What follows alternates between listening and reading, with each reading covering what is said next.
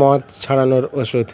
এই ওষুধটি যারা অ্যালকোহলের নেশা অধিক পরিমাণে করে, কোনো মতেই কন্ট্রোল করতে পারছেন না বা মদ খাওয়ানো ছাড়ানো যাচ্ছে না, তাদের জন্যে খুবই উপকারী।